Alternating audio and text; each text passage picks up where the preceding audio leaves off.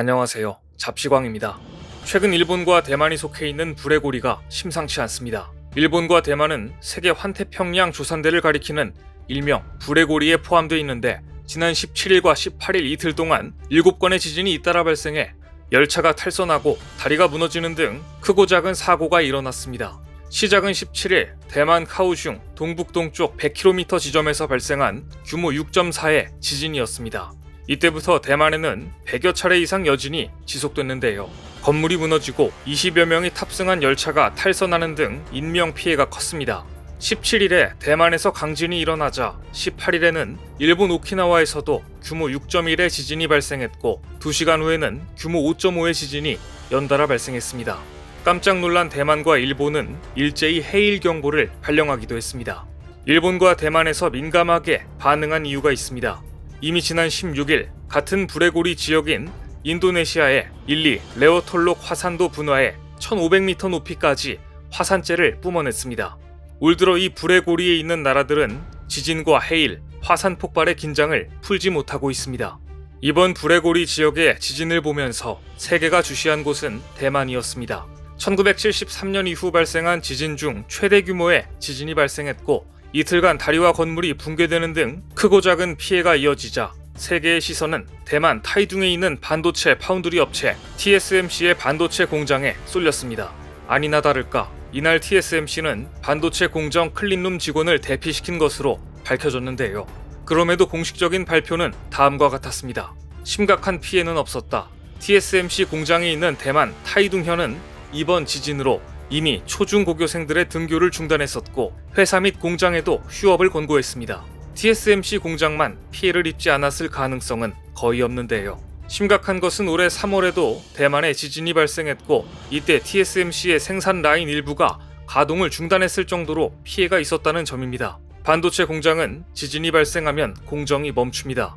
규모 3.0 이상의 지진이 발생하면 생산 라인이 자동으로 정지되며 재가동에는 최소 5시간 이상이 필요합니다.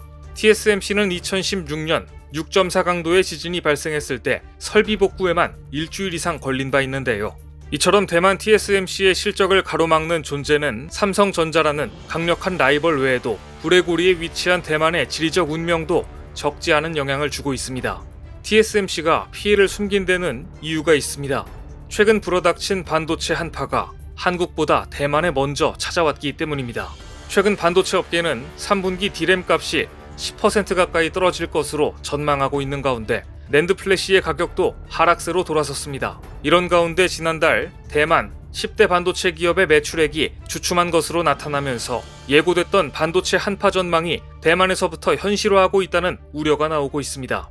시장조사 업체 IC인사이츠에 따르면 지난달 대만 10대 반도체 기업의 총 매출액은 약 13조 1,800억 원으로 전년 같은 기간 대비 5%가량 줄었습니다.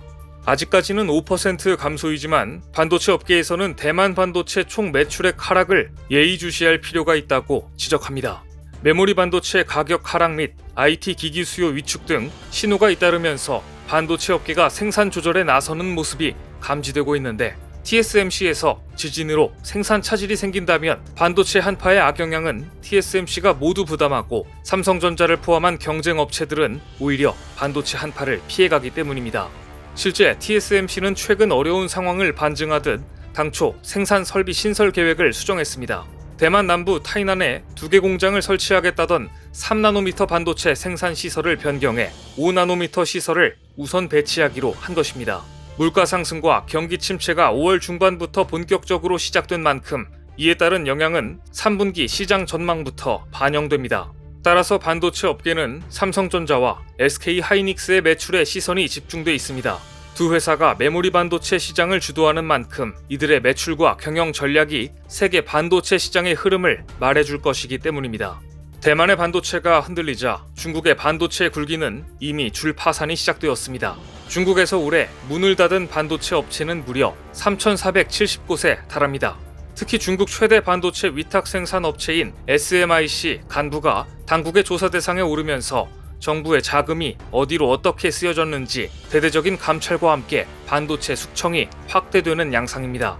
최근 중국 정부의 반도체 부패 연루자 숙청 분위기는 정부가 반도체 자금률을 2025년까지 70%까지 높이기 위해 막대한 투자에 나섰지만 성과를 거두지 못한 데 대한 책임을 묻고 조직을 정비하기 위한 것 아니냐는 분석도 나오고 있습니다. 하지만 중국 반도체 기업들의 입장은 억울합니다. 실적 악화의 원인은 중국 정부가 제공했기 때문인데요. 지난 4월에서 5월 상하이가 봉쇄되면서 많은 반도체 회사들은 작업에 큰 타격을 입었고 가전제품 수요가 급감하면서 상반기 중국 반도체 산업의 성장을 가로막았습니다. 이런 상황에서 미국은 반도체, 과학법을 제정하고 엔비디아와 AMD 등이 중국산 반도체를 수입하지 못하도록 하면서 중국의 반도체 자립은 더욱더 타격을 받았다는 분석입니다. 반도체 산업은 그 어떤 산업보다 자본 집약의 결정체입니다. 지금까지는 반도체 업계에 중국 정부의 돈이 쉽게 들어왔지만 이제 수많은 중국 반도체 스타트업들에게 투자되던 정부 자금이 고갈되면서 많은 반도체 업체들이 파산에 직면한 것입니다. 사실 요즘 삼성전자의 주가도 그리 좋은 편은 아닙니다. 그런데도 삼성과 SK는 오히려 더 공격적인 투자에 나서고 있습니다.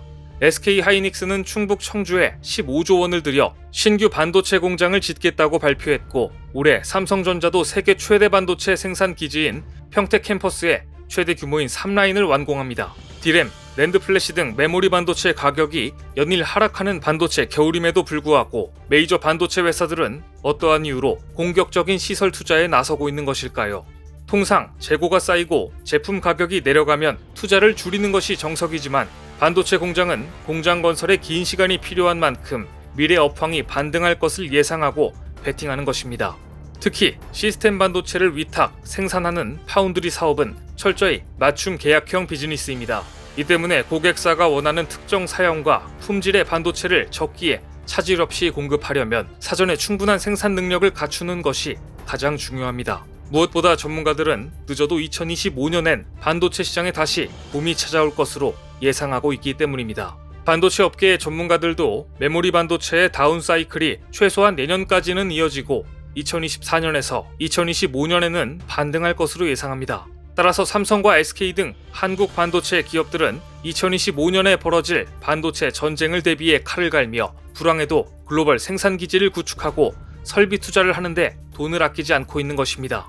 세계가 삼성전자의 실적에 관심을 쏟고 있는 가운데 삼성은 올해 2분기 세계 반도체 시장에서 점유율을 더 늘리며 이 어려운 상황에서도 1위를 고수했습니다. 시장조사기관 옴디아는 2분기 전세계 반도체 시장에서 삼성의 매출이 약 28조 5천억 원으로 분기 기준 역대 최대치를 기록했다고 발표했습니다. 점유율 2위 인텔은 PC 수요 둔화와 공급망 차질 등의 영향으로 실적이 악화됐고 삼성과 인텔의 시장 점유율 격차는 1분기 1.4%포인트에서 2분기 3.4%포인트로 벌어졌습니다. 삼성과 인텔은 반도체 매출 1위 자리를 놓고 다퉈왔고 인텔은 세계 반도체 시장에서 줄곧 1위를 기록하다 2017년 처음 삼성전자에 추월당했습니다. 이후 두 회사는 1위 자리를 놓고 엎치락 뒤치락했지만 지난해 삼성이 메모리 반도체 호황에 힘입어 역전에 성공했습니다. SK하이닉스는 3위를 기록 중입니다.